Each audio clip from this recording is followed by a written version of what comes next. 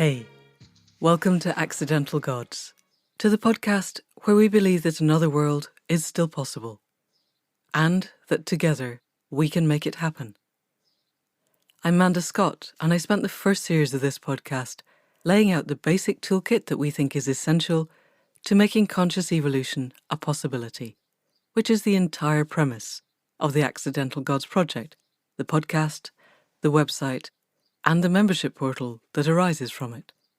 We spent the second series finding people who are using these tools in ways that could inspire us to change.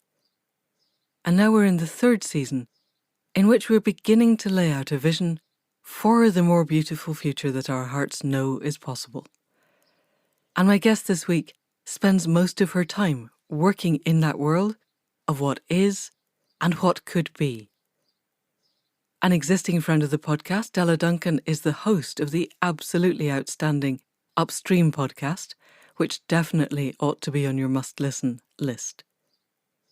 She's a student of Joanna Macy's work that reconnects, and she herself is working now as a right livelihood coach, which she'll talk about in more depth later in the podcast. Mainly, though, she was one of my most inspiring tutors at Schumacher College when I did the Masters in Regenerative Economics, and it was this angle that I wanted to explore today. If our economic system is our value system, how can we shape it differently? So with that in mind, people of the podcast, please welcome Della Duncan. So Della Duncan, welcome back to the Accidental Gods podcast. How is lockdown, dribbling end of lockdown, working for you? I am based in the Santa Cruz Mountains of California, and we've had a different experience than other parts in the U.S. So I haven't felt that it's been such a pandemic as elsewhere. And my sense right now is that we are reopening a little too quickly, a little too soon. From folks I've spoken with, there's actually a resurgence of COVID cases in California. So I am seeing our restaurants and bars and places reopening and just wondering what that impact is going to be on our health. So it feels a little strange for me, and I'm definitely feeling concern for health of folks, but also, the health of people's businesses and mental health as well. So just holding a lot of concern for others and the local economies here. And it seems I listened to a podcast with Daniel Thorson, who had his 75 days of a silent retreat and then kind of emerged into the middle of COVID. And he was talking about that extraordinary experience of coming out of 75 days of silent retreat into a world where there was a culture war going on, but he didn't know what the rules were. And he had this 3-hour interview with the New York Times. And just before he went in to do it, he noticed that somebody said that Republicans didn't think wearing masks was a good thing. So he said, at least I had one anchor in this sea of unknowing of what it was okay or not okay to say. And in Britain, I don't think the coronavirus has as much been part of the culture war. Has it felt like that in California, or are you sufficiently insulated from the more crazy aspects of people who say it's not happening? From what I've seen in the political space, such as the US president and vice president and folks choosing not to wear masks, the way that I make sense of that is toxic masculinity, this kind of sense of like, I don't need to, there's nothing wrong with me, maybe even a little social Darwinian aspect to it, like I'm Right. immune, or I'm somehow a superhuman and I don't need to. Right. And so that is concerning. But I would also say that I don't know if the Republicans in general would, all Republicans don't wear masks at all, because I think there's so many intersections between this, and I think those who are older or immunocompromised certainly are more worried, regardless of whatever their political affiliation is. But then there's also what are people's certain businesses or business interests. And I feel a lot of sadness for folks who have to choose between their business and their livelihood or their health. And I've been seeing that more so in the neoliberal countries where healthcare isn't a right, and also where we're not getting enough support from the government to keep businesses open and support people while we're in lockdown. So I read that in 2016, both the US and the UK had modeled the pandemic, and that in the US, by month 5 in the model, and I assume this was under Obama, they had nationalized the health service, which clearly is not going to happen under the current government. But also, I read something popped up on my Facebook feed the other day where some poor old bloke in his late 90s had survived COVID, and the whole hospital had gathered to applaud him as he tottered out at the end of it. And then he got a $1.1 million bill. That's functionally insane, because he's not going to be able to pay it. What is the point of sending that kind of a bill to somebody? So using that as a kind of a springboard, you are a regenerative economist. And at the beginning of this lockdown, I had real hope that we would see a change in the way that neoliberalism worked, because they'd suddenly found the magic money tree. It seemed as if they were doing, certainly in Britain, some things that were not entirely stupid and potentially quite useful, and that could have helped to rearrange the way that we think of money and the way that we use money and the way that we value each other. And it looks like that may not be going to happen now. But in the spirit of season 3 and wanting to understand how things could be, was there a point in the last couple of months where you looked forward and thought, if we use this as a pivot point, we could get to somewhere else? And if so, can we maybe flesh out where that somewhere else might be?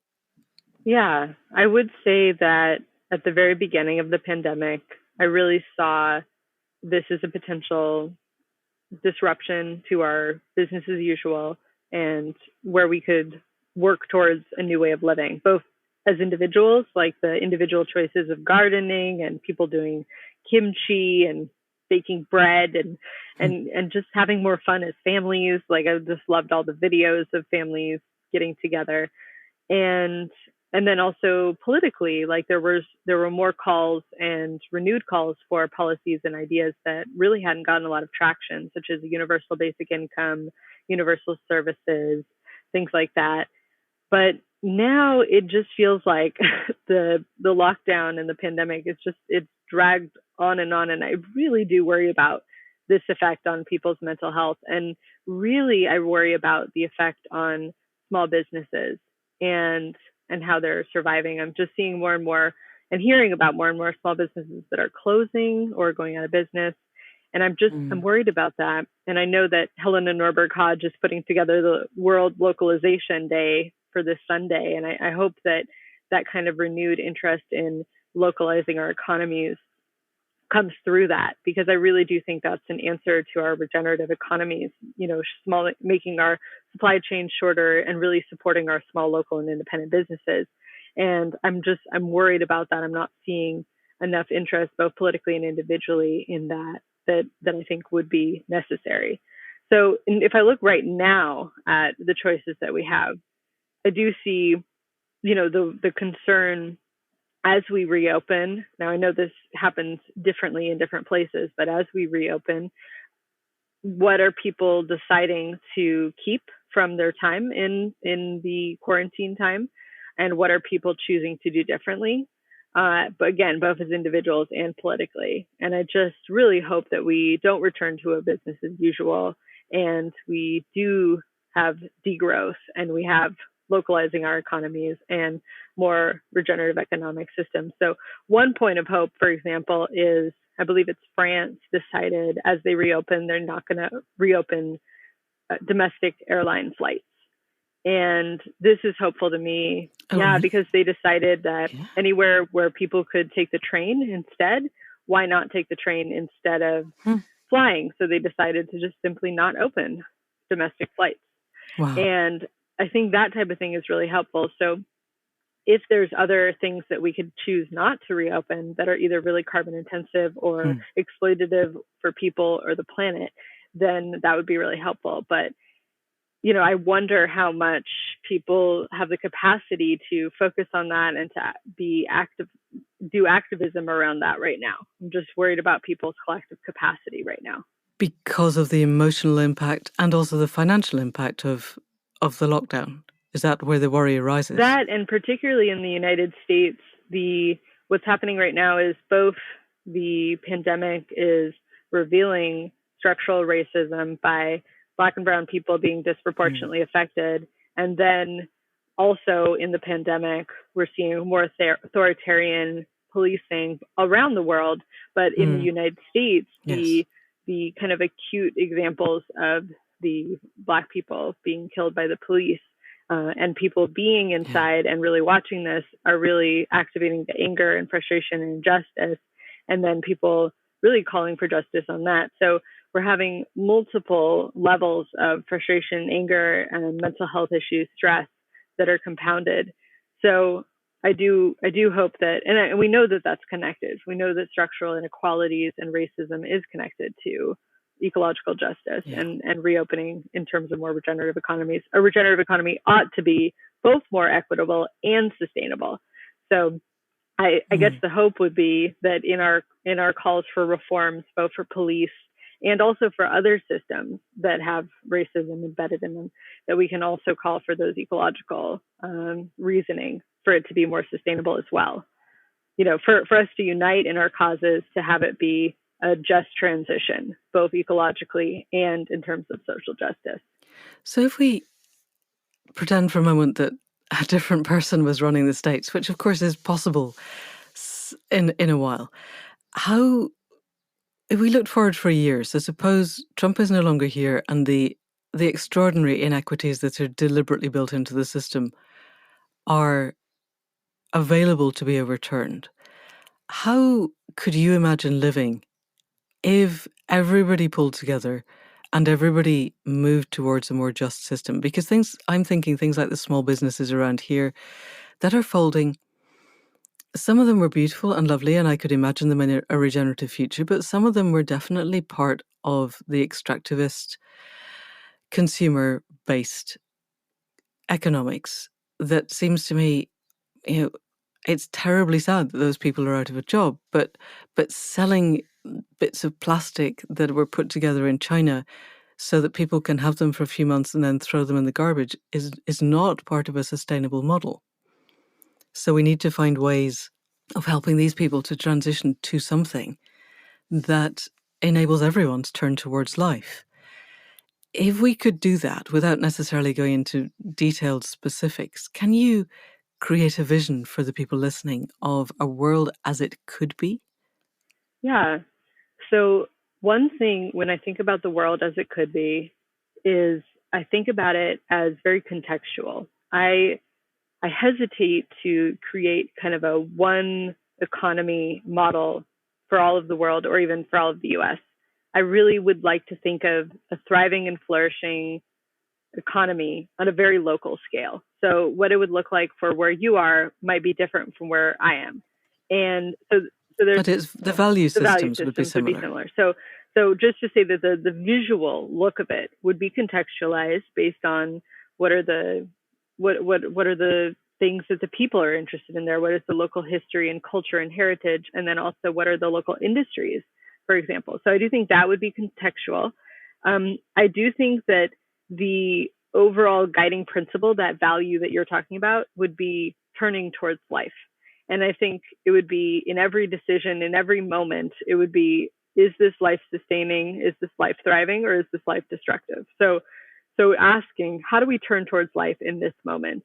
So if we do have a local independent business, like you're describing, that is somehow extractive or exploitative in some way for people on the planet, how could those folks involved with that turn towards life in that? What could they change about their business that would make it more sustainable, equitable, and regenerative?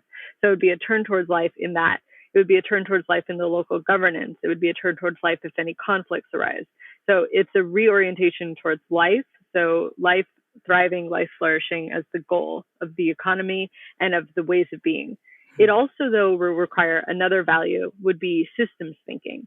That, you know, in this wake up moment, that folks would have the capacity to think systemically.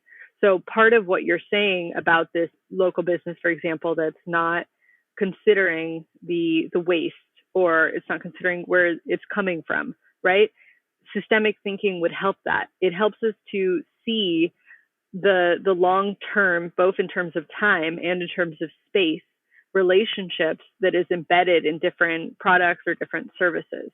So we would, if we could wake up and see systemically, we would think all the way from where this product or thing came from and all the way to where it's going. And what are all the impacts on both humans and the more than human world? So to think systemically, and in Buddhist terms, this would be interbeing. So this would be recognizing our interbeing. So that would be another value that I think would be helpful. But the other one is this idea of balancing. So I don't think, when I think about this vision that you're asking me to think about, I don't see it as one static vision. I don't see it as we finally have balance as if it's a noun. I see of it as balancing, that it's actually more about having feedback loops that are faster and faster, that help us correct when we're noticing that there is suffering inherent in the system. There's a group of people that are suffering, or somehow the system is inequitable, or it's actually causing a knock-on effect on an ecosystem or on an other than human being. So it would be having a localized economies that are balancing, and they're returning towards that life thriving and life supportive when they go off track, because we will go off track. We will make decisions that are unhelpful. We will have problems that arise. And it's in our ability to be mindful and recognize them, and then to respond appropriately when we notice them, and to come back to that turning towards life, and using systemic thinking also to do that. Brilliant. Thank you. So one of the things that I run up against if I'm discussing this with people who are perhaps not fully committed to a regenerative world is the concept that we're all going to end up basically moving back to the Stone Age, because that is the only way to be sustainable, is to be living in mud huts, eating grass, and clothing ourselves with, I don't know, fabrics made from nettle fibers. And that's not attractive. And it seems to me that one of the biggest obstacles that we face is building a sense of a future that is attractive and is still exactly as you described it. It's sustainable, equitable, and regenerative. And it has the feedback loops, and it has circularity built in. Without being specific, but from where you live now, have you any sense of, let's take us forward 10 years, and the feedback loops are in place. We don't know where the technology is taking us, so that's a little harder. And we have Yuval Noah Harari or Sam Harris as possibly opposite poles of what could happen. But leaving technology aside and looking at humanity and our relationship with each other and with the more than human world, what's present and what's been let go of in this new future? So if I were to imagine that humanity in the 10 years, and I would say, you said something, you said, don't let technology take us. And I would really reframe that as, let's go back to Schumacher's appropriate technology. Let's not let technology take us anywhere. Let's take technology to where we want to go. Technology is simply a means. It's a tool, and it's bad or good depending on our intention and then the impact of that technology. So if there's technology back from the Stone Age that's beautiful and amazing, that's still useful for our human and planetary flourishing, great. There's nothing wrong with that simply because it's old. And I think actually returning to a lot of ancient wisdom and knowledge is a beautiful thing. And yet there's advancement in technology that's also very helpful and beautiful. So it's all about our intention behind the technology, how we use it, and what the impact of that is. So I will say that. And I will also say, this question of a return, would we return towards the Stone Age, or what is 10 years? It allows me to go to the place of questioning progress, development. What is it? And again, we just have to change the goal of that progress is not simply more GDP, more income per person, more material and financial wealth. So what is it? It's greater happiness and contentment and well-being. So in this case, it's interesting, like, for example, people returning towards workout routines from Stone Age peoples or diets, right, from Stone Age peoples. It's actually, Yeah, it's okay. saying Yep. there may be good reason for some of the diets and ways of living that actually did bring more human health and flourishing. And another example of this is when I was in Bhutan, there was a community where they were largely unmonetized. So there wasn't a financialization of their economy. And when a young couple wanted to come together in partnership, like a marriage, the community came together and built a home for them. They didn't have to save up money for a down payment. They didn't have to go to a bank. Wow. The community came together and built it for them, and then they had a home. That type of thing, sure, we could look at that as a going back to a past or whatever, but actually there's certain values inherent in that and technologies of participation and non-monetized economy and cooperation, that kind of barn raising sense, that's actually quite beautiful. And we could absolutely draw from that in our modern regenerative equitable economies. But today we'd have maybe more resources and things that would be helpful. I was actually walking down the street yesterday and I saw this beautiful old house, like barn in the Lorenzo Valley next to the San Lorenzo River. And yet it had a really metallic roof, like this hard corrugated metallic roof. And I looked at it and I was like, that's my first instinct was, that's so sad. I wish that was wood, because it would look so much more idyllic if it were wood. And the person I was walking with said, yeah, but the wildfires, that's actually the fireproofing needed so that house won't burn when it comes to fire season in the fall. So it was interesting, because in my return to past, in my mind, I wanted us to all be in these beautiful wooden little houses in kind of a shire-like environment. But the technology that we've adapted for that roof allows us to stay safe. And unfortunately, we have to do that because of climate change and because of the wildfires that are getting more significant. But that was an interesting example of use of technology to be helpful, and yet my kind of tension with wanting to live in the ways of the past. Yeah, because our conditioning tells us that houses that look old are very beautiful, and they are. But you're right, its practicality also works. And then if we were looking at the circularity, we'd have to work out where the tin came from on the roof and how it had been mined and what might happen to it when its life came to an end. Interesting. So I'm thinking that Bhutan sounds amazing, and not being monetized and no financialization of the economy sounds extraordinary. And I'm remembering a friend who is a violin maker and who went to the Mennonites, I think, in the States. And he used to go a lot to Europe, to Germany and Norway. And he said that amongst the Mennonites, he had the most culture shock he'd ever had, because every decision was made on the basis of whether or not the action benefited the community, and nobody discussed the cost at all. And he was just not used to being around that way of thinking. And I'm fairly certain we probably won't get to a non-monetized economy, but if we could get to an economy where money was used differently, it seems to me that we'd be at an advantage. Partly because I still get very stuck on the idea that 8 white men own more of the dollars in the world than 50% of the poorest people. And I think the day we all turn around and go, you know what, dollars are not worth anything anymore, we have a different currency that works for us, is the day the power balance changes. Making that happen would be harder.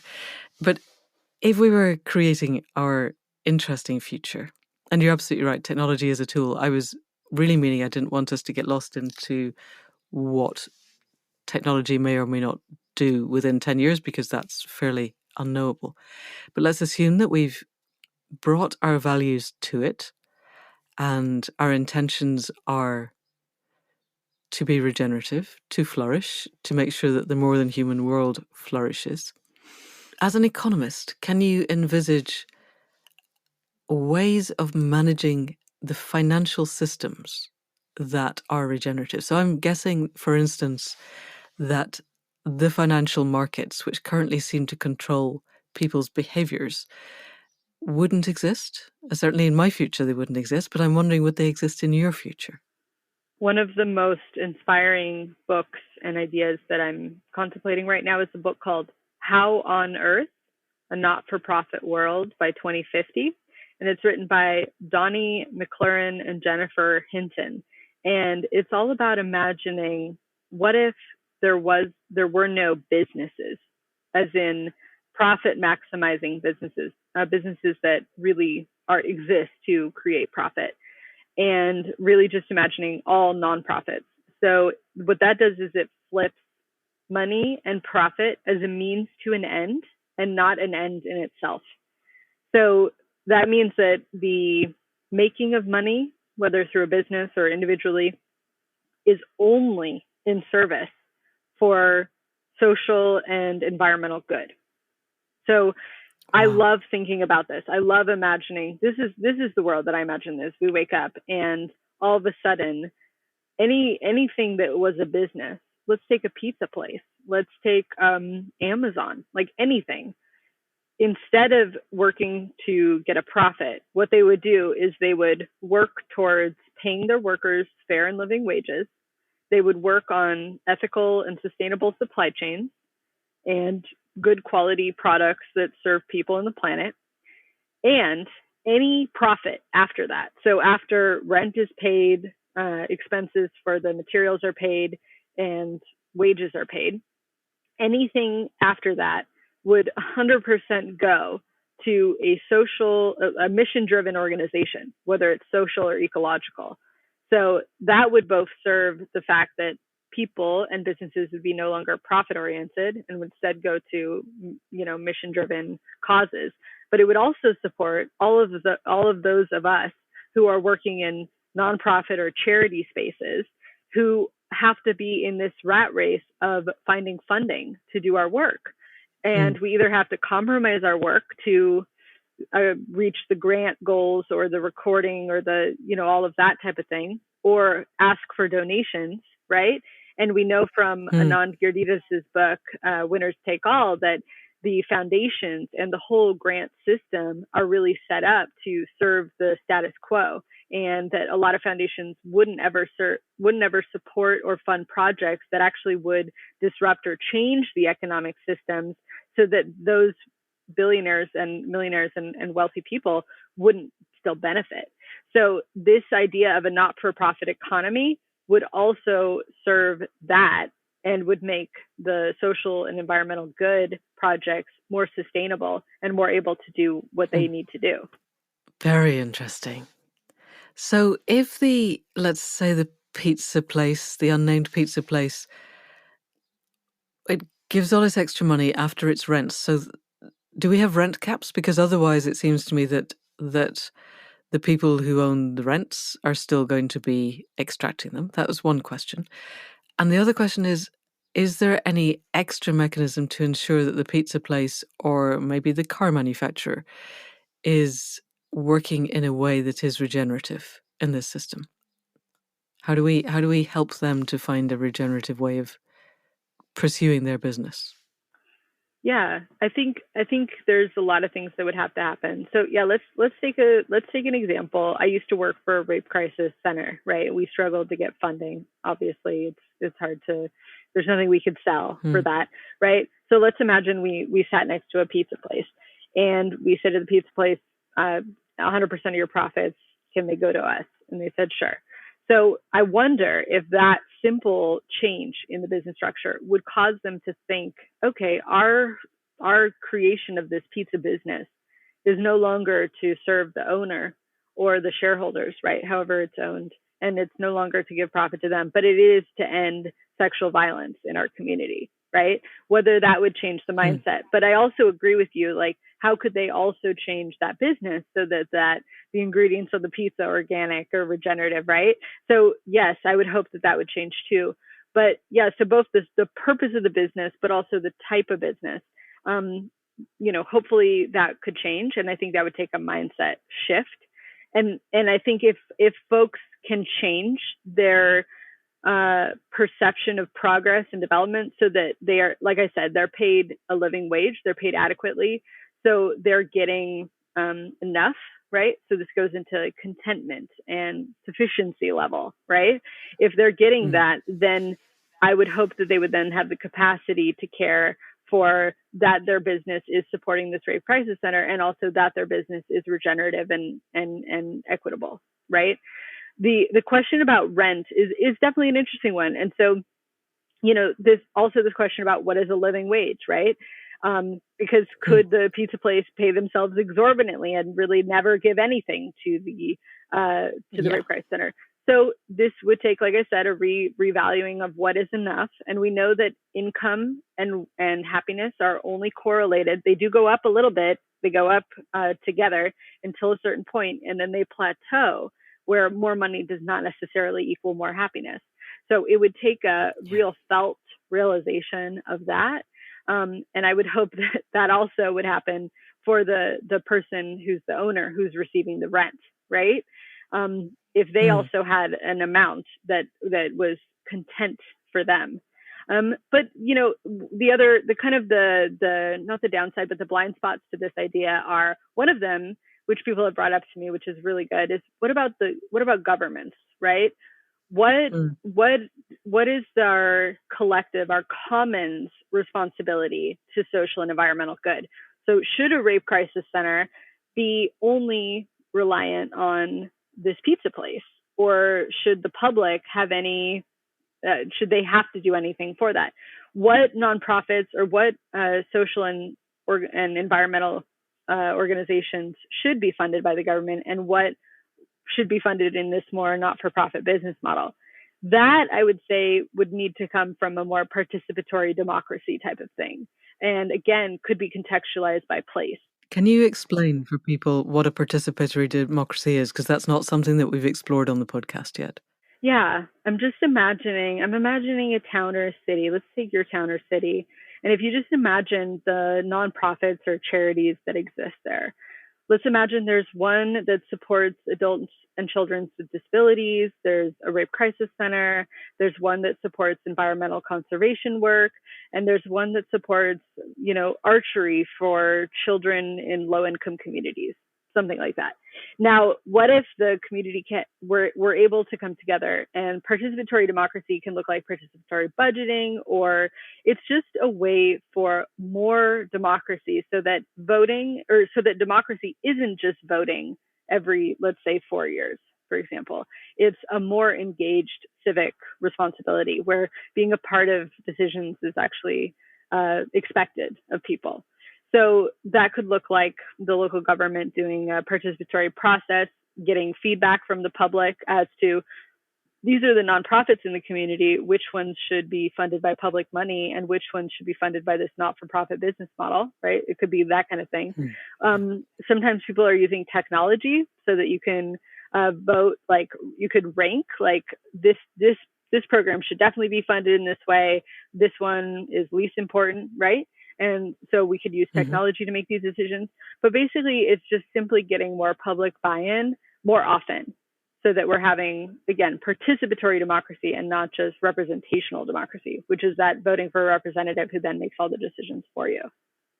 The community then might say, we have taxes at this rate. These are the 5 nonprofits or areas in our community that people have come together to do this work. We want to support the people and children with disabilities, the Rape Crisis Center, and the environmental conservation. But the after-school, like archery and arts and crafts programs, let's utilize an existing business's profit to support and run those. Maybe if they get a lower amount one year, it's not as critical to a rape crisis center or environmental conservation, for example. But what I'm saying is that a community would have the opportunity to decide that. Or they might say, actually, all of these are important. We need to raise the taxes because they're all very important to our community's health and well-being. Okay. It sounds like a kind of neoliberal Marxism. It's really interesting. And I've been looking up that book while you were talking, and it doesn't seem to be out yet? Or am I not looking at the right one? So it is not out yet, but what happens is there is a place where you can, on the website, where you can download the PDF of the book in a draft copy. I will put notes in the show notes so people can go and look, because we're touching up against the concept of money, the concept of profit, the concept of taxation. And it seems to me there's two possible ways to get there. And one would be to look at something like Christian Felber's work with his book Change Everything, where taxation becomes proportional or inversely proportional to the commitment to life, let's say, of the company. So if you have a car company that has no circularity, that has a huge disparity between the highest paid and the lowest paid, where the women do all the cleaning and the men are all in the boardroom, and where they're producing cars that are gas guzzling CO2 nightmares, it would be taxed very, very heavily compared to a similar car manufacturer which has, let's say, a 20-to-1 ratio between the top pay and the lowest pay, where they have racial and gender and ability equalities throughout, and where they're endeavoring to produce cars within a circular economy that minimize fossil fuel use, and they would be taxed minimally. And in that way, you use taxation as a way of encouraging behavior within what is still essentially a capitalist system. And listening to you, we're still talking about a profit-based system where having a job is what enables you to participate in this. And it seems a way away from the ideas of a universal basic income or universal basic services. And you've clearly been thinking about this a lot. And so I tend to end up on the side of universal basic services with a small universal basic income and absolutely rigid rent caps as a way of freeing people up from having to do work that they possibly, it may be the people working in this pizza, our nominal pizza place, don't really enjoy it. And I certainly know a lot of people during lockdown seemed to be coming to the realization that the jobs they did, one, they loathed them, and two, they were completely unnecessary. And that was where my hope that things might change was arising, was people going, I just don't want to go back to working in a call center in the middle of Birmingham because it's completely pointless and I hated it. Let me go and volunteer on Abel's farm in West Wales instead. Doesn't seem to be happening, but I wonder if we could push it that way. So this is a very long way round of saying, do you prefer the model, what are we calling it, this not-for-profit world by 2050, as opposed to a universal basic income, universal basic service model? First, do you prefer that? And second, are we going to use taxation as a way of encouraging people to move towards flourishing, or are we hoping that the values are somehow intrinsic? So to the first question, I've been able to look into universal basic income and did a 2-part radio documentary on this and got to speak with so many wonderful people on this. And I really did appreciate like what happens for people when you decouple income and productivity and what it does, because it frees people. And maybe your listeners already know this, but when people receive a universal basic income in the studies that have been done, they may stop working for a short period of time due to burnout or just kind of finding themselves again. But almost every single time, 100% of the time, people find a way to then contribute to society meaningfully. And some of that's monetized and some of that's not. So this does take a revaluing of what we call work, and including, what maybe feminist economists would say is also work, such as care work and parenting. So it does take that. But what I'm saying is that people do return to some sort of contribution, because contributing to society and to the world is a need that we have. So yeah. I've really appreciated about universal basic income. I did have a conversation recently, though, with Gopal Dianini, who's one of the co-founders of Movement Generation in the Bay Area. And when I spoke with him about universal basic income, he brought up the universal basic services that you shared. So having, instead of a universal basic income, having access to universal basic services such as education and healthcare. But he also brought up an interesting point about having universal access to commons. Oh, yes. And in this, he's talking about access to land to be able to grow food, access to parks for recreation or beaches or forests. I'm actually shocked sometimes when I travel around the world how some places, almost all of the forests are private. Either I remember being in Belgium and they're all hunting and they're all privately owned, or even in the East Coast in some places, there's all this wilderness, but it's all privately owned. So having universal access to commons is another one that I found really helpful. So all of that, I would agree that a combination of all of that, and there are beautiful proposals for progressive universal basic incomes that I think would be very helpful. So that being said, I do work as a right livelihood coach. So I do work with individuals on how they can find work that they find meaningful and valuable, how they can work with greater integrity. And one thing that I do ask them is, how much money do you need? Like, what is your need, right? Because I did say that, happiness and income are correlated up to a certain amount. So asking them, what is it that they need? And then once I do that, I ask them, what are the ways that you could meet your needs non-monetized? Because sometimes people don't explore that, right? So sometimes people say, actually, yeah, I could be gardening more, and that could be helping with my food. Or I could join or start a babysitting co-op or, collective, so that we're taking turns watching each other's kids in the neighborhood and not paying for childcare, right? Or I could do some sort of work trade for either food or some sort of services. So there are ways, non-monetized ways, that we can meet our needs. And actually, there's a lot of buy nothing groups or, trade groups and all of that. So it's very beautiful. So there are a lot of ways that we can meet our needs in non-monetized ways. This being said, I've also come to appreciate that there are some people who are entrepreneurial, that actually they love starting projects, starting businesses even. They love the marketing, the sales. There's an art to that. There's a communication to that. And when I think about it, I do think, there are some things that maybe could still be on the market, that there are things that could still be monetized. Maybe we want access to glasses, like glasses to be able to see, to be part of vision care.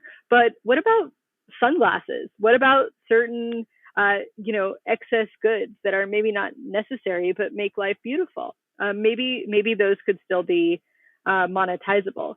But, what if those people sold them and they were able to, because like I said, there are people who are entrepreneurial. What if they were able to sell them and make enough to live a healthy and sustainable life, but any sort of profit, meaning excess, meaning beyond that which makes them happy, where it starts to get greedy or unnecessary, that is then given to people doing work that is much more for social or environmental good. So they're supporting that. So, I've seen a lot of examples of, like one example is in San Francisco, there's a bar called the Interval, I believe. And it's a really hip bar, beautiful, like really good, small batch and craft cocktail type of thing. And they pay their employees well. Their ingredients are locally and independent and beautifully sourced. And yet 100% of the profits after they pay their workers and all that goes literally above where there's the Long Now Foundation, which does conservation work. It's Stuart Brand is his organization. So research and environmental conservation. So that's an example of, those folks who run the bar. I don't know if they're happy. I don't know if they love it. I don't know if they're happy to be in quarantine and not working, but I do know people who actually do love running a bar or bartending or food service or sales of some sort. And so if they can do that, great. If they can meet their needs, their financial and monetary needs, great, and meet their needs in other ways, great. And if they generate a profit that then goes to an environmental conservation and research organization, great. Yeah. Okay. That makes a lot of sense. It's interesting how fast I get to, but are sunglasses sustainable? But let's assume that we can make sunglasses in a way that is both circular and regenerative. I am assuming that completely. Regenerative and circular economics are crucial, right? Regenerative being that we are replenishing the natural resources that we're taking out. Also that in that extraction of resources, that the people are fairly compensated, a living wage. We're not, extractively mining or destroying communities like, let's say, coltan in Africa. Or destroying ecosystems either. Or destroying ecosystems completely, of course, yes. So I am assuming that people are thinking, whenever I say the supply chains, I'm thinking about that regenerative and circular supply chains. and all of that. And I do have to say though too, the beauty, there's a beautiful film called No Impact Man with Colin Beverman, and it's also a book. And in that film, Colin says he tries to live for a year with his family in New York City without any impact on the planet.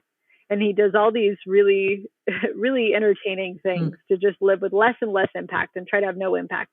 And of course, he realizes he can't have no impact on the planet. Just, we're interbeing. Yeah. We have impact. Even if he died, his body would have impact on the planet. So instead, he realizes it's about having a positive impact. It's about having an ecological handprint as well as our ecological footprint. Oh, lovely. So in your idea of like what you said about, do we stop cutting trees? Which, by the way, I don't know if you said that pre-interview or not, but instead it's like there are ways that we can do agriculture, we can do agroforestry, we can work with ecosystems that actually make them even more healthy and vibrant and regenerative. Humans are not necessarily this evil thing that just destroys everything. Like, we actually can work with nature through our technologies, our appropriate technologies.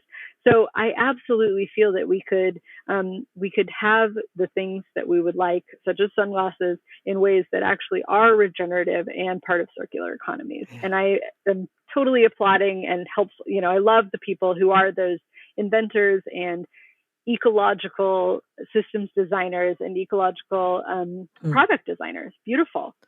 Yeah. And if we've done the work of connecting ourselves on a spiritual level to the more than human world, then we can begin to ask the question, what do you need of me? And there, I am sure, very creative things that we could be doing. If nothing else, we and future generations could probably spend the next century or two cleaning up. I discovered the other day that plastic rain is the new acid rain, that there are actually micro particles of plastic raining out of the sky now. So we need somehow to clean that up. So there's probably quite a lot of that could easily be done. And when we talk about access to forests, one of the things that I found really quite distressing as lockdown eased here, I hadn't realised how quiet it had become until a squad of 30 motorbikes decided that racing around the village lanes, again, was a fun thing to do.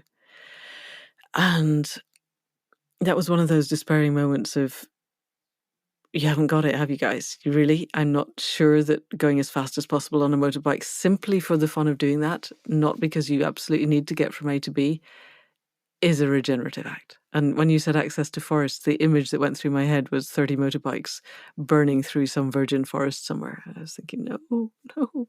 But we are assuming in this amazing future that we're building that we're creating a future in which turning towards life, where one's actions are flourishing, sustainable, equitable, regenerative, where our handprint is creative on the world, has become a spiritual need almost. It's certainly self-reinforcing.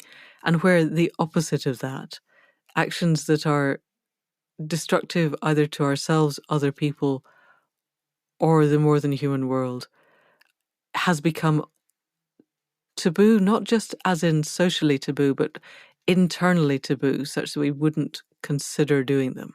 Because otherwise, I don't see how this system works. We have to have a social and personal and spiritual consensus that regenerative is where we're heading. Yes, I agree with that. So I do think it is a need to turn towards that. I would also like to invite people to feel it in themselves, to sense what would it feel like to turn towards life? What would that regenerative economic system look and feel like? And I would hope that they would feel that it isn't a lack or a scarcity or that they're giving up, right? And then instead it is a joy and that they're actually turning towards something. So I do have to say it is a thinking about happiness differently, possibly differently. And this reminds me of the definition of happiness in Bhutan.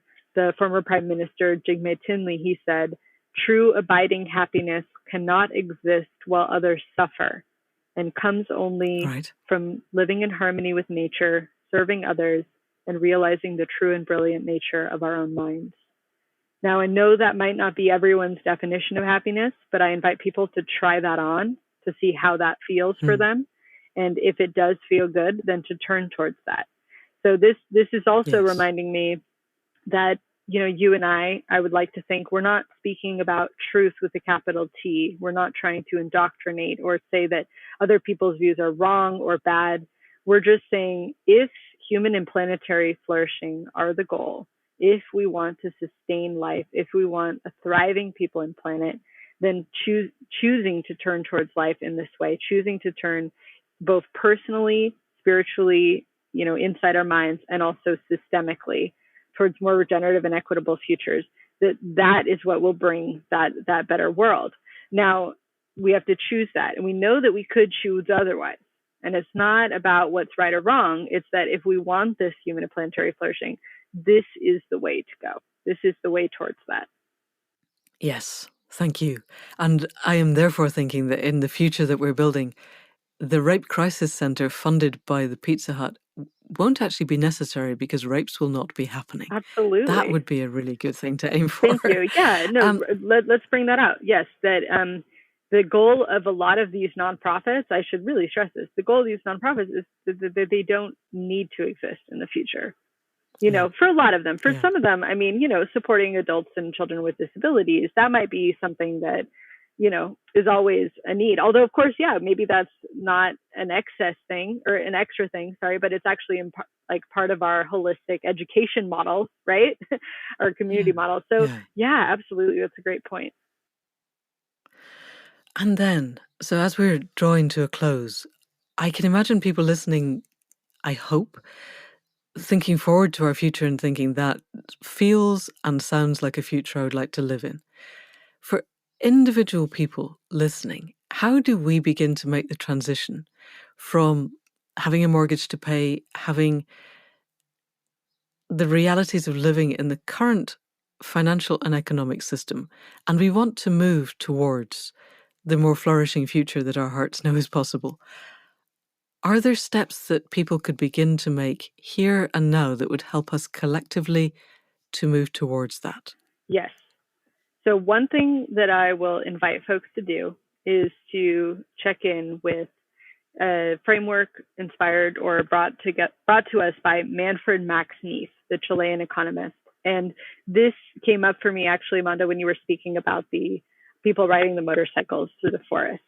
So what Manfred Max-Neef offers us, and what I invite listeners to think about, is what are your needs? What are your needs as a human? And what are your needs right now? And then what are the ways that you satisfy those needs?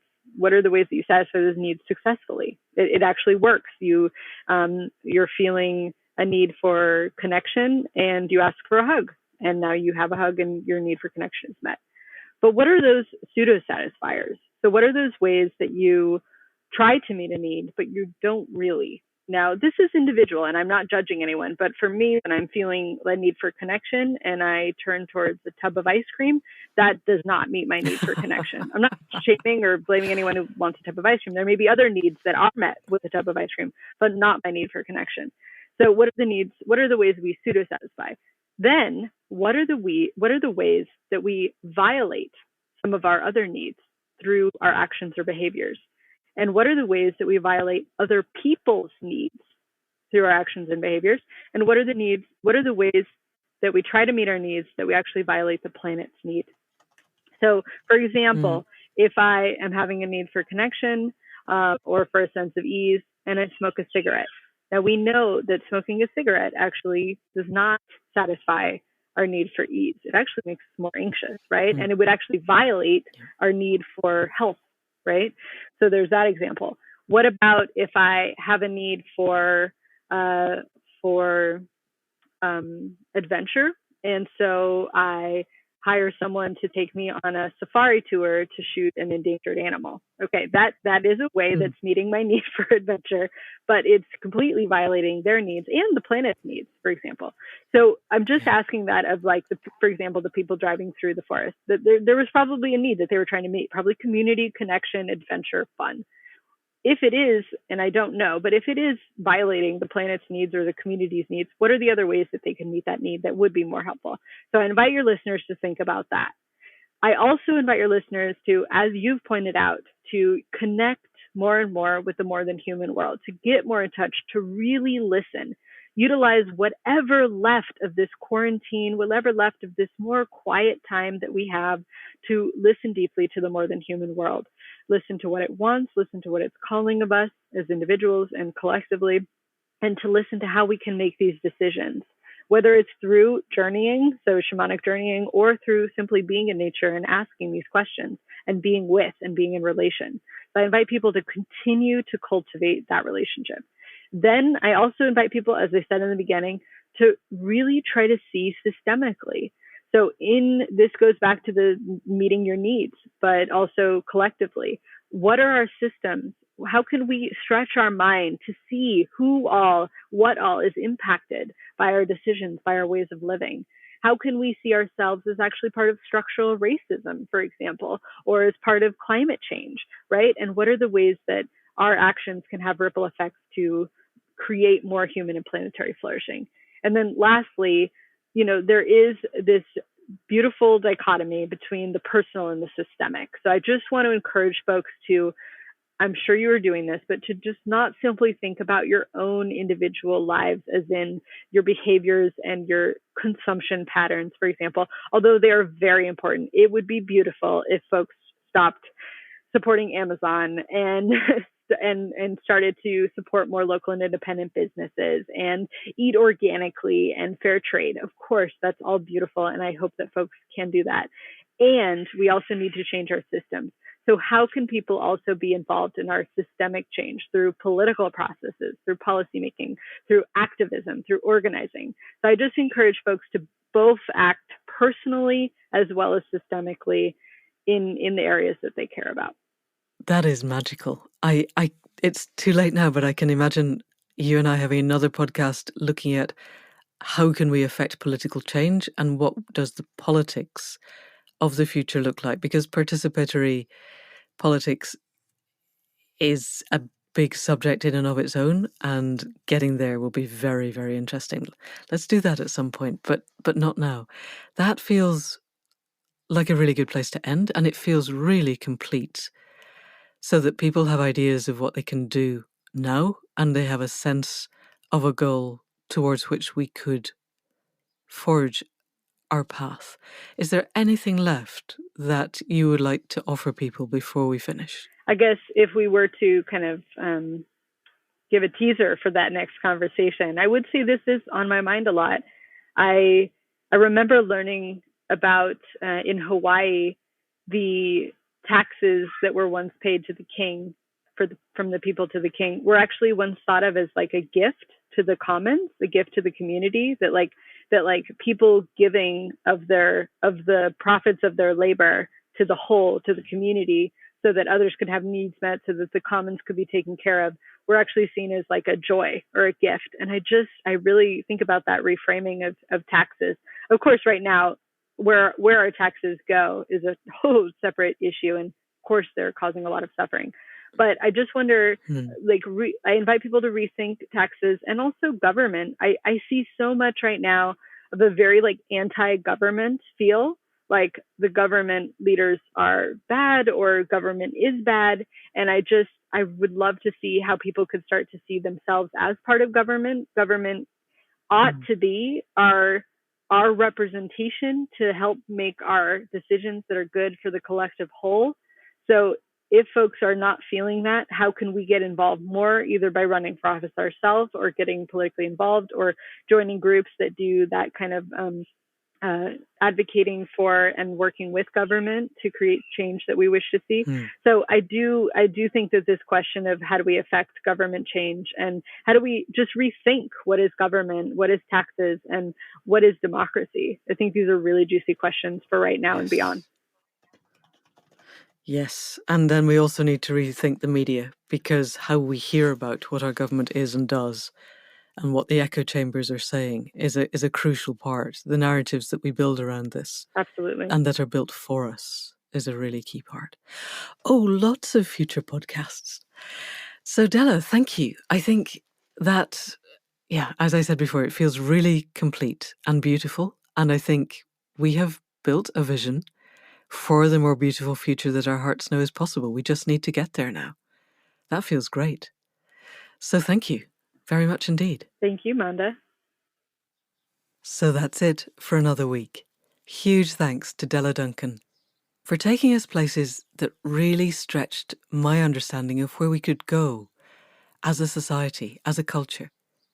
I hope they stretched yours too, because one of the real joys of making this podcast for me is being able to talk to really sharp, thoughtful people who can take us to places we haven't been before, who can open doors and show us ways of being that are enticing and inspiring.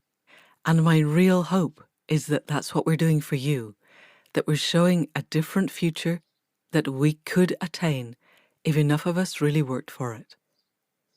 And yet again, Della and I talked on after we ended the recording, mostly this week, about politics and how to reframe the nature of governance in a way that is genuinely regenerative and that works for us and not against us or against the rest of the more than human world. And I am really looking forward to recording that as a podcast too. So we will go with that, even if it's an extra slotted in. In the meantime, though, there are links in the show notes to Manfred Max-Neef and to the 2050 book on how to create a not-for-profit world. And I really invite you to explore that website. It looks really inspiring and yet another way of opening ourselves up to alternative possibilities. For those of you who want to go there, the show notes are on the podcast page of our website, which is accidentalgods.life. There's a transcript there and all of the previous podcasts. We will be back next week with somebody else.